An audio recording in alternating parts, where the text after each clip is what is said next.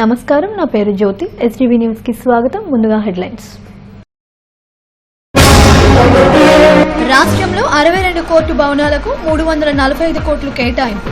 జిల్లా కోర్టు భవన నిర్మాణ పనులను పరిశీలించిన ఆర్ఎండ్బి మంత్రి Ayyanna Patrudu. Gajuwaka, మల్కాపురంకు under ground drainage వ్యవస్థ విస్తరణ.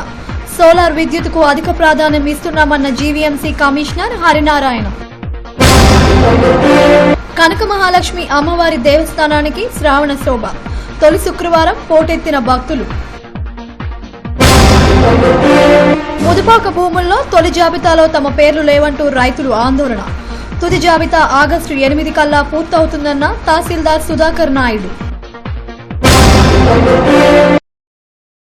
రాష్ట్ర వ్యాప్తంగా 62 కోర్టు భవనాల నిర్మాణాలకు 345 కోట్లు మంజూరు చేశామని రోడ్లు భవనాల శాఖ మంత్రి చింతకాయల అయ్యన్న పాత్రుడు తెలిపారు. గ్రీన్ పార్క్ వద్ద గల జిల్లా కోర్టు ఆవరణలో 2 ఎకరాల స్థలంలో నిర్మించనున్న కోర్టు భవన సముదాయ నిర్మాణ పనులను మంత్రి పరిశీలించారు. 2008వ సంవత్సరంలో ఈ నిర్మాణానికి 4.6 కోట్ల వ్యయంతో పరిపాలన ఆమోదం వచ్చిందని, 2010లో హైకోర్టు బిల్డింగ్ కమిటీ పరిశీలనలో 11 పాత భవనాలను తొలగించి నూతనంగా పెద్ద భవనాలను నిర్మించడానికి చర్యలు చేపట్టామని కోరారన్నారు. వీటిని అనుసరించి 30 కోట్ల వ్యయంతో 2016లో రివైజ్డ్ ఎస్టిమేషన్ వచ్చిందని తెలిపారు. 6 అంతస్తులు ఈ భవనాన్ని 2018 చివరి నాటికి పూర్తి చేయాల్సిందిగా ఆర్ఎండ్బి అధికారులను ఆదేశించారు. విశాఖతో పాటు నర్సీపట్నం, అరకుల్లో నూతన భవన నిర్మాణాలకు నిధులు మంజూరయ్యాయని చెప్పారు. ఈ కార్యక్రమంలో ఎమ్మెల్యేలు వెలగపూడి, వాస్పల్లి, విష్ణుకుమార్ రాజు, ఆర్ఎండ్బి chief engineer Sridhar, bar association సభ్యులు పాల్గొన్నారు.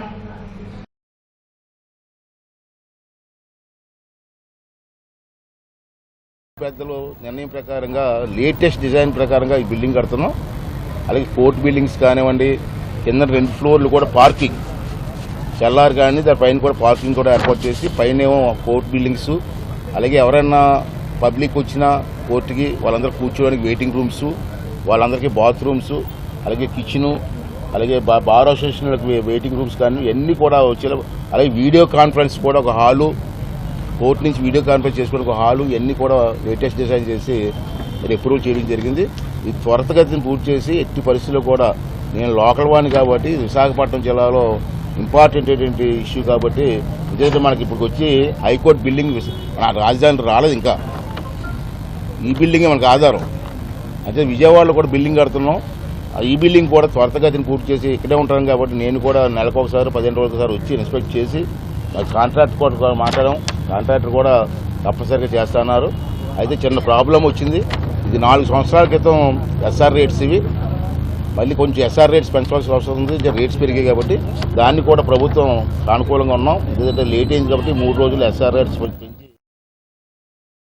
విశాఖ మహానగరంలో స్మార్ట్ సిటీ ప్రాజెక్ట్ పనులు ప్రారంభమయ్యాయి. అండర్ గ్రౌండ్ డ్రైనేజీ వ్యవస్థను మల్కాపురం, గాజువాకలకు విస్తరించడం, పెద్ద ఎత్తున సోలార్ వ్యవస్థను రూపొందించేందుకు సన్నాహాలు చేస్తున్నారు.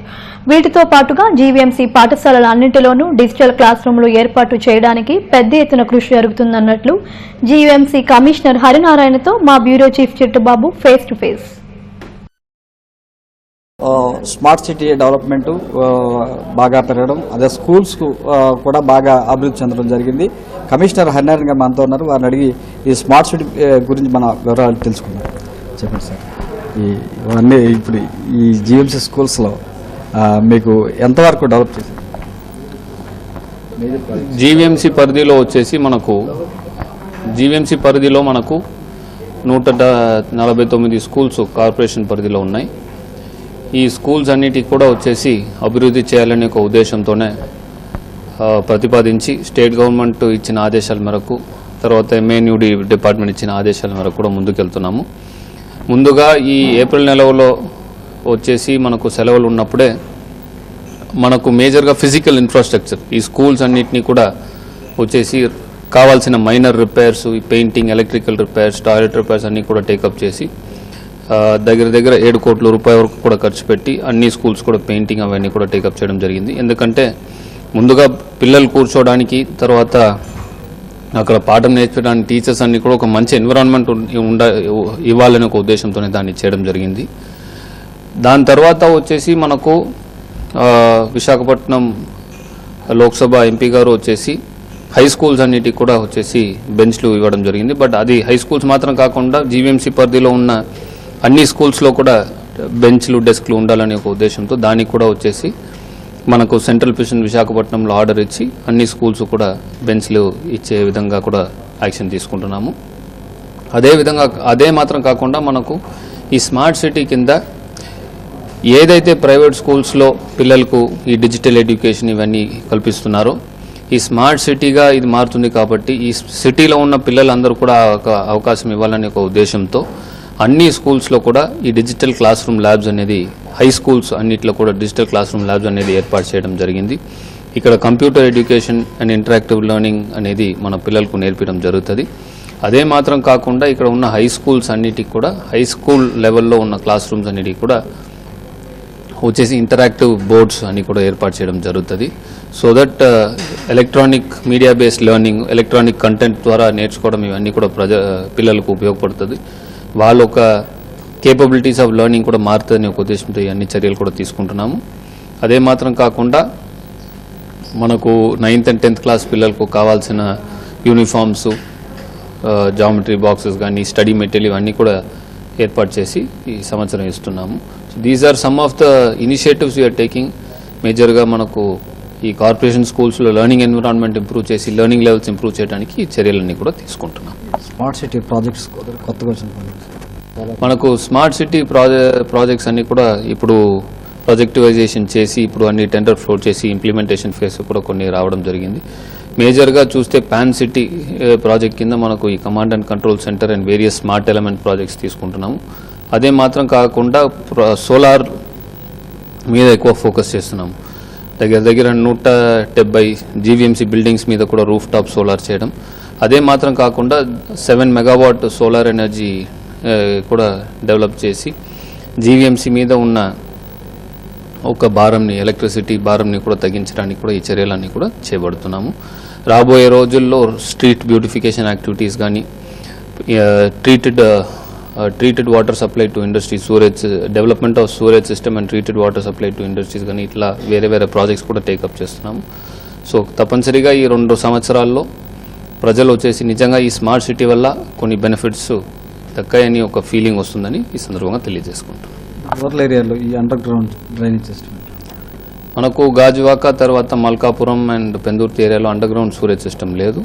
సో దాన్ని కూడా ఇప్పుడు ప్రతిపాదిస్తున్నాము. మొన్ననే మనకు గవర్నమెంట్ నుంచి కూడా ఆమోదం రావడం జరిగింది దీన్ని ప్రాజెక్ట్ తయారు చేసి టెండర్కి వెళ్ళాలని. సో దాన్ని కూడా త్వరగా ఆ ప్రాజెక్ట్ అంతా తయారు చేసి ముందుకు వెళ్తామని సందర్భంగా తెలియజేసుకుంటున్నాం. Thank you. అండర్ స్మార్ట్ సిటీలో కూడా మంచి 2 ప్రాజెక్టులు కొత్తగా చేపట్టడం, స్కూల్ విద్యార్థుల కోసం లెర్నింగ్ స్కూల్స్ కూడా ఏర్పాటు చేయడం, డిజిటల్ క్లాస్ రూమ్లు ఏర్పాటు చేయడం దానికి చాలా సంతృప్తినిచ్చిందని కమిషనర్ చెప్పినారు. కెమెరా పర్సన్ శ్రీనివాస్తో చిట్టుబాబు ఎస్డి విశాఖపట్నం. శ్రావణ మాసంలో కనక మహాలక్ష్మి అమ్మవారి దేవస్థానానికి భక్తులు పోటెత్తారు.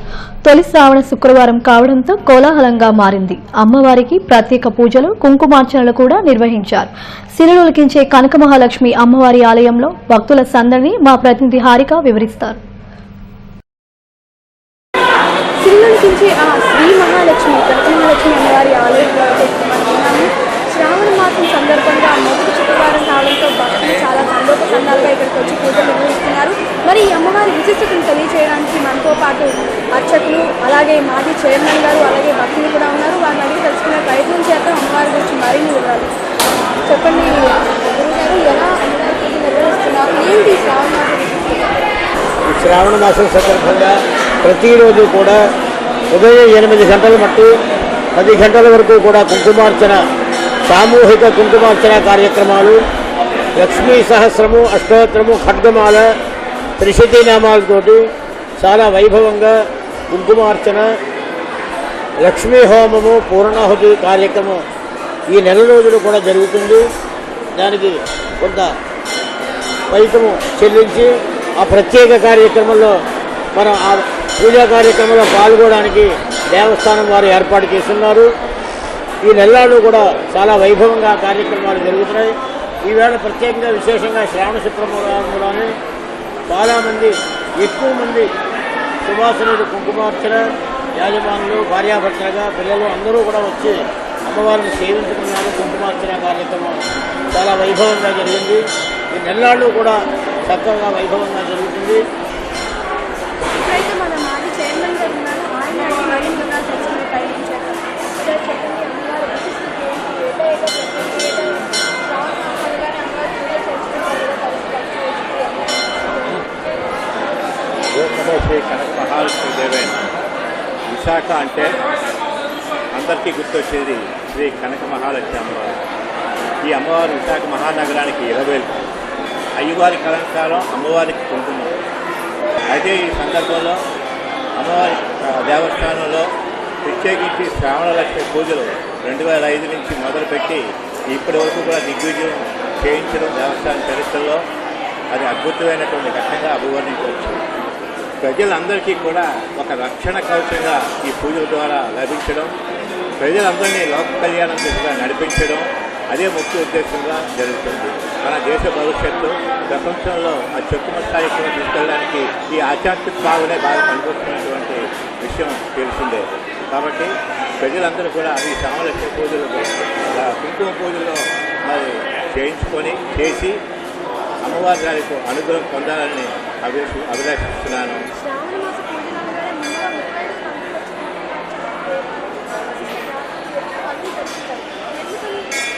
మాసం ఆడవాళ్ళకి చాలా సుడిదినం.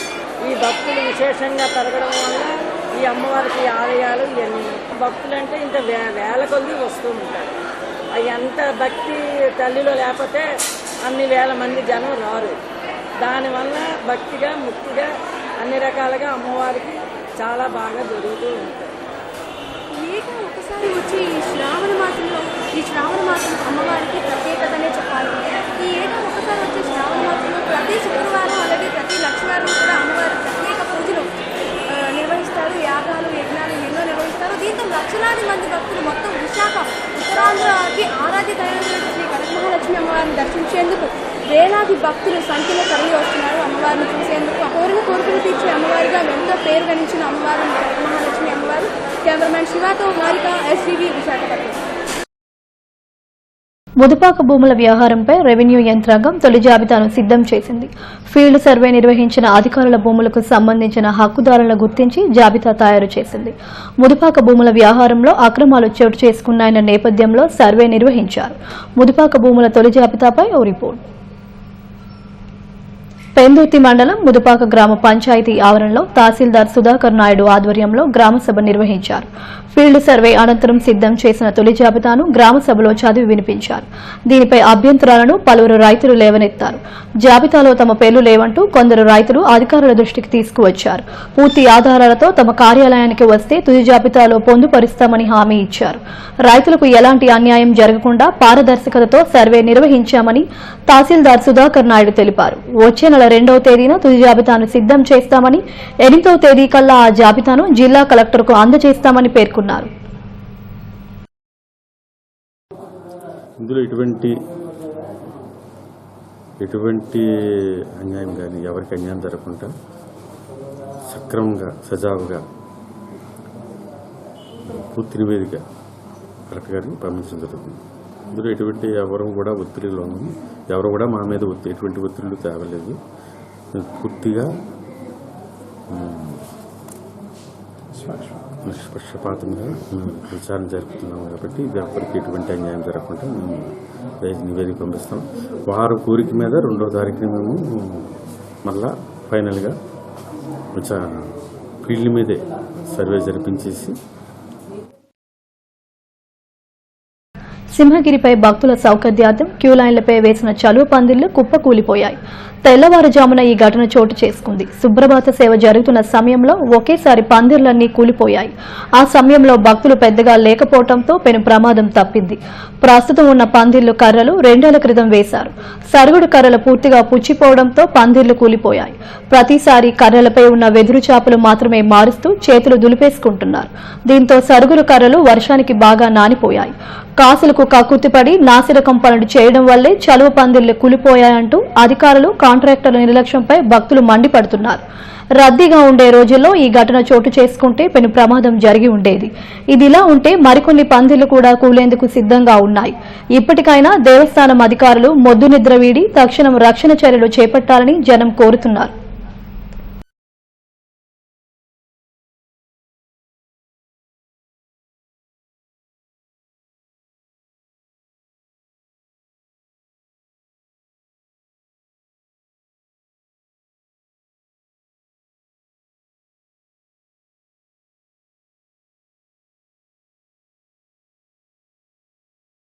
వరల్డ్ హెపటైటిస్ డే సందర్భంగా కంచరపాలెం మెయిన్ రోడ్లోని కూటికుప్పల సూర్యారావు ఆసుపత్రిలో నిర్వహించిన ఉచిత రక్త పరీక్షల శిబిరానికి విశేష స్పందన లభించింది. హెపటైటిస్ బి-సి రక్త పరీక్షలను ఉచితంగా నిర్వహించారు. ప్రాణాంతకమైన వ్యాధుల పట్ల ప్రజలు అప్రమత్తంగా ఉండి చికిత్స పొందకపోతే ముప్పు తప్పదంటున్న ప్రముఖ వైద్యులు పద్మశ్రీ డాక్టర్ కూటికుప్పల సూర్యారావుతో మా ప్రతినిధి లక్ష్మీనారాయణ ఫేస్ టు ఫేస్. ఎన్నో దీర్ఘకాలిక వ్యాధులపై ప్రజల్లో అవగాహన కల్పిస్తూ అనేకమైనటువంటి సామాజిక సేవా కార్యక్రమంలో చురుగ్గా పాల్గొనేటువంటి వ్యక్తి, నగరంలో ప్రముఖ వైద్యులు పద్మశ్రీ డాక్టర్ కూటికుప్పల సూర్యారావు గారు హెపటైటిస్ డే సందర్భంగా కంచరపాలెంలో ఉన్నటువంటి తన క్లినిక్ వద్ద ఉచిత వైద్య శిబిరాన్ని నిర్వహించారు. హెపటైటిస్ బి వ్యాక్సినేషన్ తాలూకా ఇంపార్టెన్స్ ఏంటి అనేటువంటి విషయాలను డాక్టర్ గారిని అడిగి తెలుసుకుందాం. సార్ చెప్పండి, హెపటైటిస్ బి వ్యాక్సినేషన్ అనేటువంటిది ఎవరు చేయించుకోవాలి, ఎప్పుడు చేయించుకోవాలి, ఆ కారణాలు ఏంటి?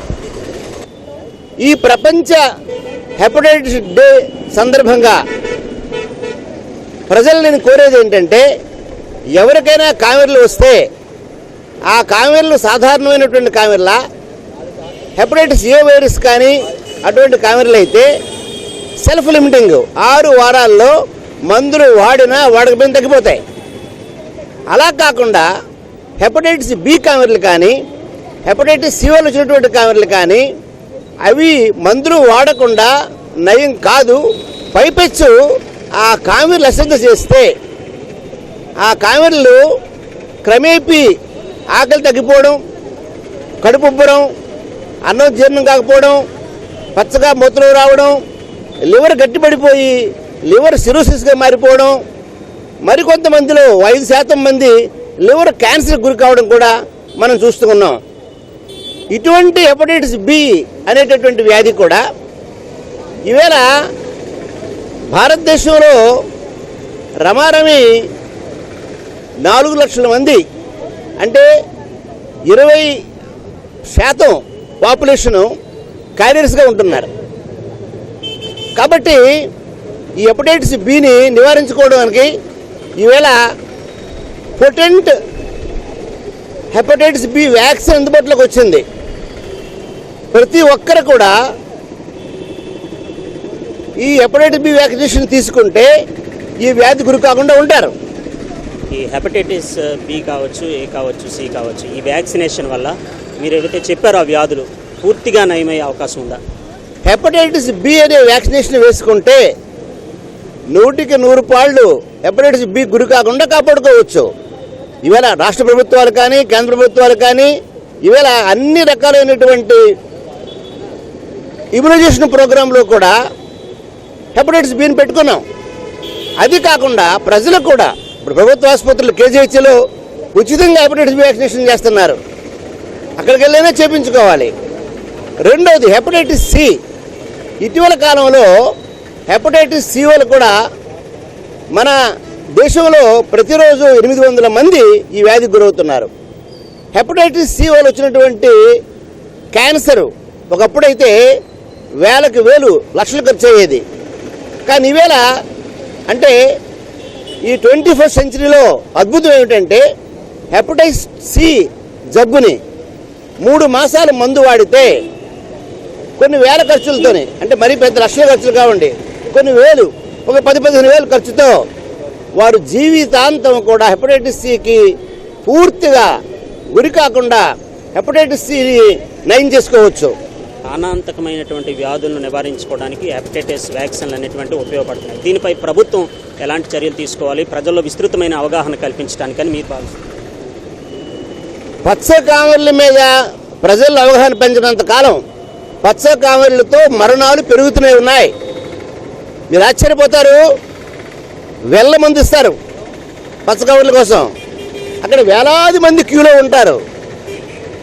ఎంతమందికి లివర్ క్యాన్సర్ ఉంది వారిలో, ఎంతమందికి లివర్ గట్టిపడిపోయింది వారిలో, ఎంతమంది హెపటైటిస్ సితో బాధపడుతున్నారు వారిలో, ఈ పరీక్షలు చేపించాలి.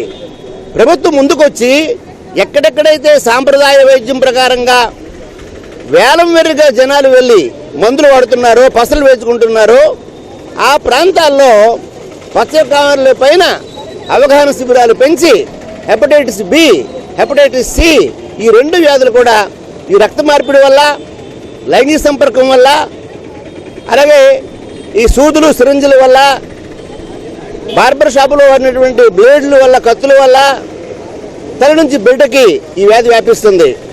కాబట్టి ఈ వ్యాధి వ్యాపించకుండా జాగ్రత్త పడాలి. ఒకవేళ వ్యాధి వ్యాపిస్తే మందులు వాడాలి. హెపటైటిస్ బి మందులు వాడితే ప్రమాదం కాదు, మందులు వాడిన వారికి మాత్రమే క్యాన్సర్గా మారే ప్రమాదం ఉంది.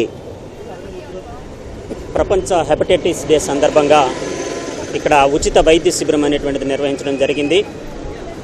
పూర్తిగా అవగాహన పెంచుకొని వ్యాధుల బారిన పడకుండా హెపటైటిస్ బి వ్యాక్సినేషన్పై ప్రచారం విస్తృతంగా జరిగినప్పుడు మాత్రమే ప్రజల్లో అవగాహన పెంచుకొని ఈ వ్యాక్సినేషన్ తీసుకోవడం ద్వారా అనేక వ్యాధుల నుంచి బయటపడవచ్చని చెప్తున్నారు పద్మశ్రీ డాక్టర్ కూటికుప్పల సూర్యారావు. కెమెరామెన్ శివాతో Lakshminarayana, SDV news, Kancharapalem. BRTS రోడ్లు దేశంలో ఎక్కడా విజయవంతం కాలేదని దక్షిణ ఎమ్మెల్యే వాసుపల్లి గణేష్ కుమార్ తెలిపారు. జ్ఞానాపురం జేఎన్ఎన్ యూఆర్ఎం కాలనీ వద్ద బీఆర్టీఎస్ రోడ్లో ప్రమాదాలు జరుగుతున్న ప్రాంతాన్ని ఎమ్మెల్యే పరిశీలించారు. బీఆర్టీఎస్ రోడ్ల వల్ల ప్రజలు ఇబ్బందులు పడే అవకాశం ఉందన్నారు. ఇటీవల ఈ కాలనీ వద్ద ప్రమాదాలు జరగడం, 2 చనిపోవడం ఆందోళనకరంగా ఉందన్నారు. ఈ నేపథ్యంలో ఆ ప్రాంతంలో స్పీడ్ బ్రేకర్లు ఏర్పాటు చేయాల్సిందిగా అధికారులు ఆదేశించారు. ఈ కార్యక్రమంలో 44వ వార్డు అధ్యక్షుడు చిన్ని కుమార్ తదితరులు పాల్గొన్నారు. అక్విజిషన్ చేయడానికి ఇబ్బందులు గురి చేయడం, దానివల్ల ఈ బీఆర్టీఎస్ రోడ్ ఏమో అసంతృప్తిగా పూర్తి కాకుండా ఈ దశలో ఉండిపోవడము.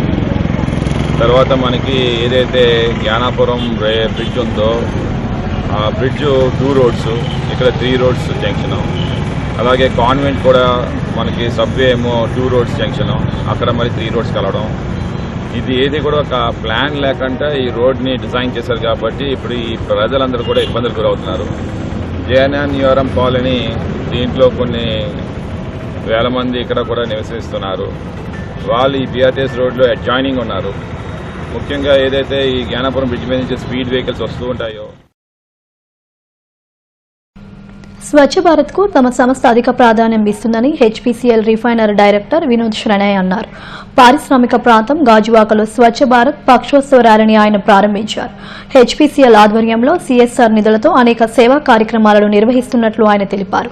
పలు ప్రభుత్వ పాఠశాలల్లో మౌలిక సదుపాయాలు కల్పించడంతో పాటు గెడ్డలు ఆధునీకరించేందుకు 32 కోట్లు కేటాయించినట్లు వెల్లడించారు. స్వచ్ఛ భారత్ కు కట్టుబడి ఉంటామంటూ విద్యార్థులతో ప్రతిజ్ఞ చేయించారు. ఈ సందర్భంగా యారాడ పార్కులో భారీ మానవహారాన్ని కూడా నిర్వహించారు. ప్రతి ఒక్కరూ స్వచ్ఛ భారత్ లో భాగస్వాములు కావాలంటూ ఈ ర్యాలీలో పాల్గొన్న విద్యార్థులు ప్రతిజ్ఞ చేశారు. హెచ్పీసీఎల్ సీజీఎం రమణ, రాజారావు, శర్మ తదితరులు పాల్గొన్నారు.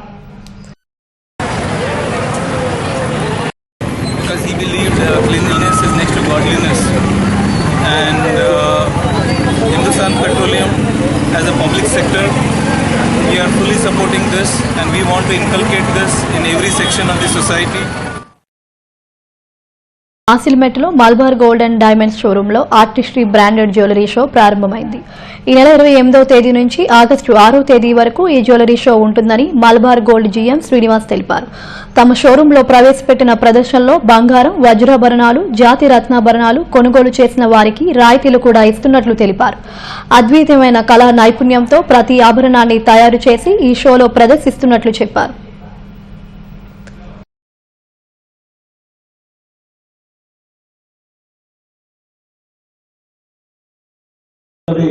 Diamond jewellery, special divine jewellery 6వ తారీఖు వరకు జూలై 28 నుంచి 6వ తారీఖు ఆగస్టు వరకు మనం ఇక్కడ 9 రోజుల పాటు రన్ చేస్తున్నాం. ప్రతి సంవత్సరం ఆర్టిస్ట్ అనేది డిసెంబర్లో మనం రన్ చేస్తున్నాం. ఈసారి కస్టమర్ల డిమాండ్ మేరకు 2 సార్లు జరపడానికి కంపెనీ నిర్ణయించింది. సో ఇవాళ మనం ఈ 9 రోజుల కార్యక్రమాన్ని ఆర్టిస్ట్రీలో మన సబ్ బ్రాండ్స్ మన జాతీయ పరంగా అన్ని డిజైన్లు వినూత్నమైన డిజైన్లతో ఈ కార్యక్రమాన్ని 9 రోజుల పాటు వరలక్ష్మి పూజ సందర్భంగా విశాఖ ప్రజలకు చుట్టుపక్కల వాళ్ళకి అందరికీ కూడా ఈ అవకాశాన్ని మలబార్ గోల్డెన్ డైమండ్స్ కల్పించింది. సో దీన్ని వినియోగించుకుని మంచి రాయితీలు పొందాలని ప్రేక్షకులను కోరుకుంటూ Srinivas, general manager, Malabar golden diamonds. GVMC 48వ వార్డ్ అల్లూరి సీతారామరాజు నగర్లో ఇటీవల పాతిపెట్టిన విద్యుత్ స్తంభం భారీ వర్షాలకు కూలిపోయింది. ఈ విద్యుత్ స్తంభం మోటార్ బైక్పై పడిపోవడంతో మోటార్ సైకిల్ ధ్వంసమైంది. విద్యుత్ శాఖ అధికారుల నిర్లక్ష్యం కారణంగానే ఇలా జరిగిందని స్థానికులు మండిపడుతున్నారు. స్తంభం కూలిపోవడం వల్ల ఎటువంటి ప్రాణ నష్టం జరగకపోయినా మోటార్ సైకిల్ ధ్వంసమైందని తెలిపారు. నాసిరకం సిమెంటు, విద్యుత్ స్తంభాలు వాడటం వల్లే ఇటువంటి ప్రమాదాలు జరుగుతున్నాయని ఆందోళన వ్యక్తం చేశారు. ఇటువంటివి పునరావృతం కాకుండా చర్యలు చేపట్టాలని కోరారు. పవర్ ఉంటే వైర్లు కానీ పెట్టుంటే ఇక్కడ కమ్మలీలు నాశనం అయిపోయేది. నిజంగా జనాలు కూడా పొద్దున్న స్కూల్కి వెళ్ళే టైం జస్ట్ ఆటోలు కూడా ఎవరి మీదైనా పెడితే మాత్రం ప్రాణాలు పోయాయి. పాపం అబ్బాయిది బండి జస్ట్ 5 నిమిషాల్లో తిరుపతిలో ప్రమాదం తప్పించుకున్నాడు. పిల్లలు కూడా అక్కడక్కడ ఆడుతున్నారు. మళ్ళా దాంతోపాటు చెత్త మోసుకెళ్ళి ఆవిడకైతే 5 నిమిషాల్లో ఆవిడ ప్రాణాలు కోల్పోవాల్సింది. ఆవిడ అప్పుడే తప్పించుకుంది. ఇలాంటి ప్రమాదం మాకు ఆల్రెడీ ఇది 2వ అండి. అంతకుముందు లారీ కూడా అలా బ్రేకులు ఫెయిల్ అయిపోయి పైనుంచి వచ్చింది. అప్పుడు కూడా ఒక 10 మంది చిన్నపిల్లలు, పసిపిల్లలు చనిపోవాల్సింది. ఎవరికి ఏ మాత్రం ఇంటిమేట్ లేకుండా అన్ని వాళ్ళు పైన చేసుకుని వెళ్తున్నారు. ఇంత చిన్న రోడ్ అండి అది. అసలు ట్రాఫిక్ ఒక ఆటో వెళ్తే మనుషులు ఇంకో మనిషి నిలబడితే ఇంకో ఆటో వెళ్తారు. పైన చేస్తున్నారనే కానీ ఈ కాలనీకి చిన్న ఇసువంత ప్రయోజనం కూడా లేకుండా చేస్తున్నారు. ఇంతవరకు వచ్చి ఏఈ రాలేదు. అసలు టౌన్ ప్లానింగ్ వాళ్ళు కూడా ఏం ప్లానింగ్ చేశారో తెలియదు. అసలు రోడ్ ఎక్స్టెన్షన్ లేదు, ఏమీ లేదు. సంపూర్ణ ఆరోగ్యానికి శాకాహారమే మేలని మహాకరుణ యజ్ఞం నిర్వాహకులు దాట్ల భూపతి అన్నారు. పిరమిడ్ స్పిరిచువల్ సొసైటీ ఆధ్వర్యంలో పాత గాజువాకలో 18 ఆధ్యాత్మిక సంస్థల ఆధ్వర్యంలో మహాకరుణ యజ్ఞాన్ని నిర్వహించారు. తొలుత కొత్త గాజువాక నుంచి పాత గాజువాక లంకా గ్రౌండ్స్ వరకు శాకాహారం ర్యాలీ నిర్వహించారు. పిరమిడ్ స్పిరిచువల్ సొసైటీ అధ్యక్షుడు బ్రహ్మశ్రీ ప్రతిజీ ర్యాలీని ప్రారంభించారు. ధ్యానం వల్ల ఆత్మజ్ఞానం వికాసం కలుగుతుందని ఆయన చెప్పారు. ఆత్మజ్ఞానం ద్వారానే మనసు కుటుంబం సాధ్యమవుతుందని పలువురు అన్నారు.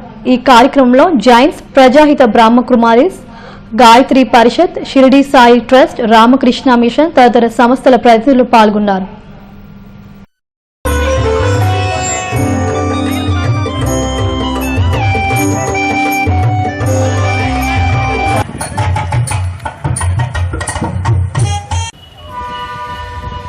ఏదైతే ఈ భూమి మీద అవతరించిన మహనీయులు చెప్పారో, ఏదైతే వేదాలు ప్రబోధించాయో, అన్ని మతాలు మానవులు ఎలా జీవించాలో దిస్ మూమెంట్ పత్రిజీ అతి సరళంగా ఏదైతే అందరూ ఆచరించాలో ఆ విషయాల్ని 2 మాటలుగా. బులెటిన్ ముగించే ముందు హెడ్లైన్స్ మరోసారి. రాష్ట్రంలో 62 కోర్టు భవనాలకు 345 కోట్లు కేటాయింపు. జిల్లా కోర్టు భవన నిర్మాణ పనులను పరిశీలించిన ఆర్ఎండ్బి మంత్రి Ayyanna Patrudu. Gajuwaka, మల్కాపురంకు under ground drainage వ్యవస్థ విస్తరణ. సోలార్ విద్యుత్కు అధిక ప్రాధాన్యం ఇస్తున్నామన్న జీవీఎంసీ కమిషనర్ హరినారాయణ. కనక మహాలక్ష్మి అమ్మవారి దేవస్థానానికి శ్రావణ శోభ. తొలి శుక్రవారం పోటెత్తిన భక్తులు. ముదుపాక భూముల్లో తొలి జాబితాలో తమ పేర్లు లేవంటూ రైతులు ఆందోళన. తుది జాబితా ఆగస్టు 8 కల్లా పూర్తవుతుందన్న తహసీల్దార్ సుధాకర్ నాయుడు. ఇప్పటి వరకున్న అప్డేట్స్, మరిన్ని అప్డేట్స్ కోసం చూస్తున్నానండి ఎస్టీవీ న్యూస్.